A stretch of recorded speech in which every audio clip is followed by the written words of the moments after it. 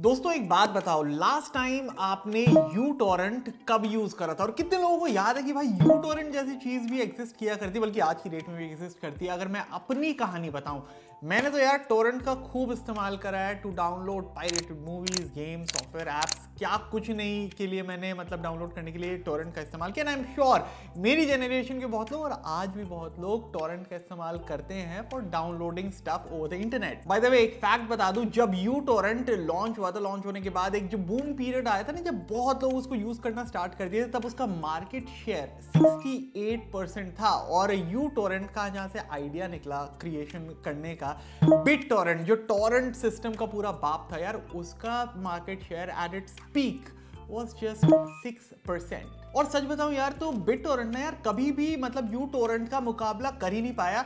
And अगर overall अगर मैं बात करूं आज की डेट में भी ना, चाहे जितना भी यूटोरेंट सक्सेसफुल हो गया हो, अपने आप को पूरी तरह यूटोरेंट एस्टैब्लिश कर ही नहीं पाया। आज की डेट में यूआई देख लो, पूरी तरह एड से भर चुका है। पेड सिस्टम चालू करने के लिए बहुत उन्होंने कोशिश करी, पर वो कोशिश नाकाम सी रही है, इवन आज की डेट में भी। बाय द वे कुछ टाइम के लिए यूटोरेंट ने यार बंद भी हो गया था, जो लोगों को लगा था कि बंद हो गया, बट एक्चुअली बैकएंड से उसका सपोर्ट एक्चुअली कंपनी ने थोड़ा सा टेम्पररीली होल्ड ऑफ कर दिया था, बंद नहीं हुआ था एक्चुअल में।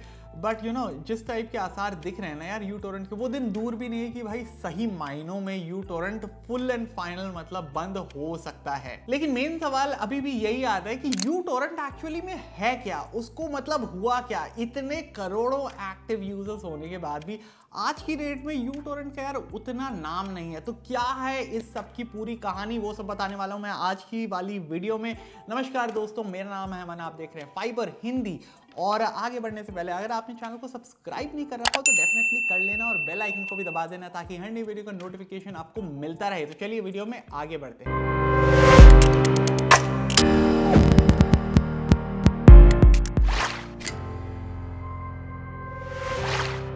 तो दोस्तों यूटोरेंट की कहानी होती है स्टार्ट कुछ 2 दशक पहले, 20 साल पहले के अराउंड, अर्ली 2000s के अराउंड। ये चीज लुडविग स्ट्रीक्स को आइडिया आता है कि भाई उनको एक ऐसी चीज बनानी चाहिए। और बेसिकली ये जो आइडिया दिया था उनके दोस्त ने, सर्जे पैकेट ने उनको सजेस्ट किया कि भाई एक ऐसा सिस्टम बनाओ जो कि downloading of stuff over the internet efficient तरीके से कर सके।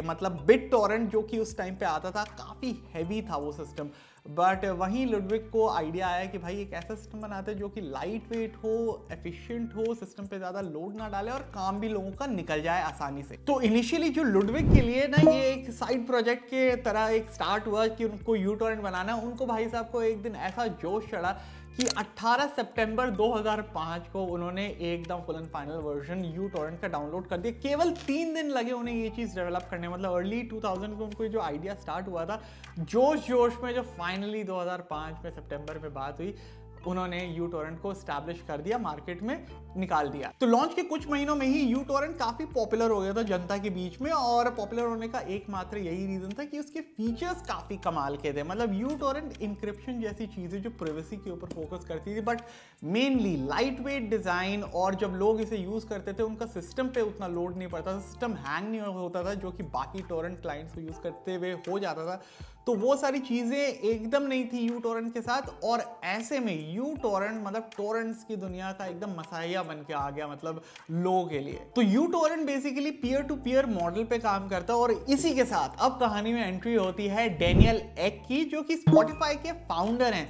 अब उन्हें जब स्पॉटिफाई क्रिएट करना था, एक पीयर टू पीयर मॉडल पे उन्हें क्रिएट करना था। और जब उन्होंने देखा कि भाई उन्हें यूटोरेंट का ना जो मॉडल था काफी पसंद आया, आइडिया काफी पसंद आया, तो वो चाहते थे कि भाई ऐसा कुछ वो स्पॉटिफाई के लिए कर पाए। स्पॉटिफाई को ऐसा कैसे बना सकते हैं, कौन सा इंसान सबसे बेहतर होगा उनके सपने को हकीकत बनाने के लिए। तो ऐसे में उनको लुडविग से बेहतर इंसान नहीं दिखा मार्केट में।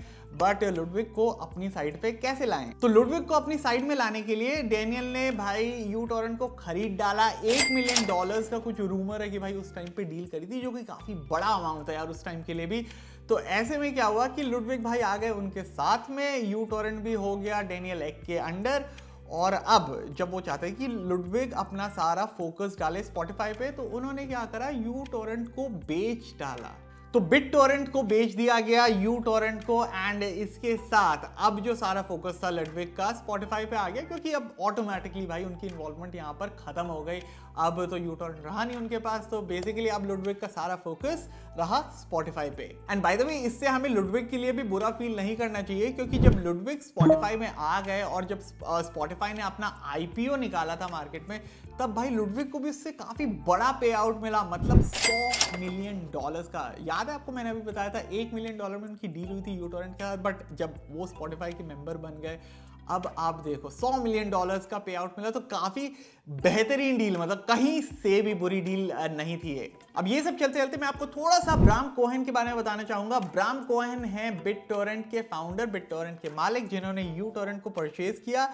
और जो लोग की नहीं जानते कि जैसा मैं पूरा अभी इस कहानी में बताते ही आ रहा हूं कि बिटटोरेंट से सारी शुरुआत हुई थी टोरेंट सिस्टम की। इनफैक्ट हम टोरेंट को शॉर्ट टर्म में जो बोलते थे वो बिटटोरेंट का ही शॉर्ट फॉर्म हुआ करता था। तो ब्राम कोहेन ने बिटटोरेंट को जरूर फाउंड किया होगा, बट बिटटोरेंट को ने यार उस मुकाम पे वो कभी पहुंचा नहीं पाए। तो यूटॉरेंट के एक्विजिशन के बाद उन्होंने सोचा फिर से स्टार्ट करते हैं बढ़िया तरीके से। और यूटॉरेंट क्योंकि ऑलरेडी इतने सारे लोगों का उसके पास मार्केट शेयर था, तो ब्राम कोहेन ने सोचा कि क्यों ना इसके लिए फंडिंग लाई जाए। यहाँ पे अगर यूटॉरेंट है तो उसको और ऊपर पहुंचाया जाए।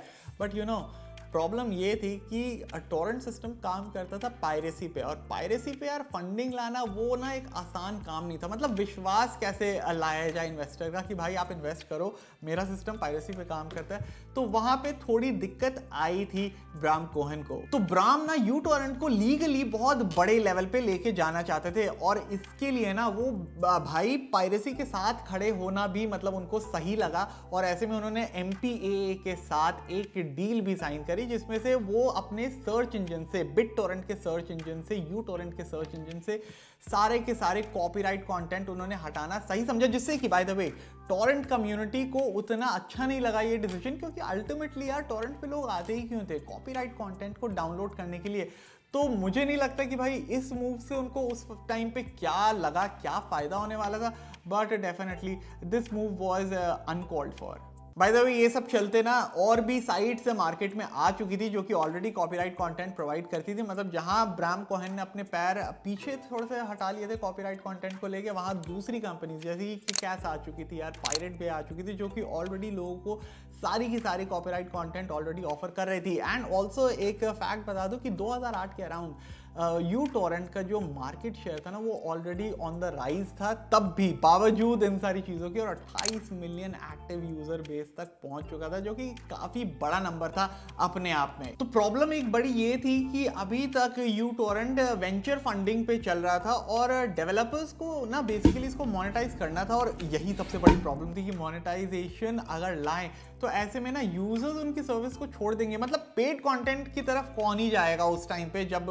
उनको ऑलरेडी फ्री सर्विसेज के लिए क्लाइंट्स दूसरे मौजूद थे। लेकिन फिर भी एक प्रॉपर फंडिंग के बिना ऐसी सर्विस को चलाना काफी मुश्किल था, और स्पेशली 2008 में जब अगर आपको याद हो कि काफी बड़ा फाइनेंशियल क्राइसिस आया था, जिसकी वजह से बिटटोरेंट को भी बहुत बड़ा झटका लगा था। जो पेरेंट कंपनी बेसिकली उस टाइम पे यूटॉरेंट की थी, तो उनके भी आधे एम्प्लॉयज को उनको फायर करना पड़ा, बहुत सारे साइड बिजनेस थे उसको भी बंद करना पड़ा। तो काफी प्रॉब्लम रही 2008 में ड्यूरिंग द फाइनेंशियल क्राइसिस। लेकिन फिर भी 2008 के बाद भी ये सारी चीजों को झेल गया यूटॉरेंट, और ग्रोथ तो भाई होती ही गई। एक टाइम ऐसा भी आया कि 100 मिलियन एक्टिव यूजर्स तक भी यूटॉरेंट पहुंच गया।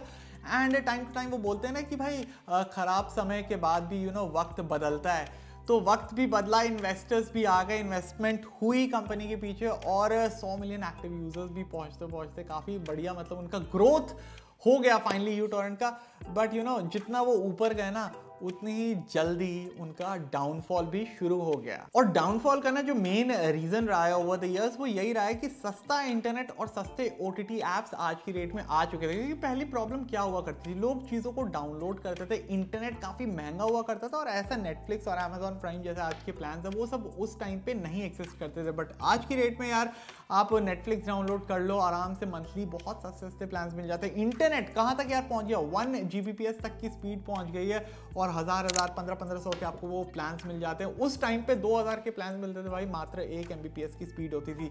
तो ये सारे कुछ रीजंस हैं जो ऑटोमेटिकली ने, यार यूटोरेंट की इसमें गलती नहीं है, बट ऑटोमेटिकली ये रीजंस बन जाते हैं for the downfall of the whole torrent system combined. वैसे 2015 के बाद भी ना जो एक स्टार्ट हुआ था जो डाउनफॉल का, उसका एक और रीजन था कि यूटोरेंट ने क्रिप्टो करेंसी माइनिंग भी स्टार्ट कर दी थी, जो कि एक किस्म से भाई चोरी हुई। तो ऐसे में ना लोग ऑटोमेटिकली और भी इससे थोड़ा बहुत मतलब हटना शुरू हो गए, उससे अपने आप को अलग करना शुरू हो गए। तो वो भी एक मात्र रीजन आप काउंट कर सकते हो for the downfall of uTorrent. बाकी ये वाला वीडियो, ये एक्सप्लेनर वीडियो आपको कैसा लगा डेफिनेटली बताना कमेंट्स में, और अगर आपके कोई डाउट्स हैं तो भाई कमेंट्स में लिख दो, हम आपको पूरा एड्रेस करेंगे, आपके डाउट्स को क्लियर करेंगे। और बाकी ऐसे ही वीडियोस के लिए बने रहें विद फाइबर। मैं आपसे मिलता हूं जल्दी अगली वाली वीडियो में। Till then take care of yourself and thank you for watching.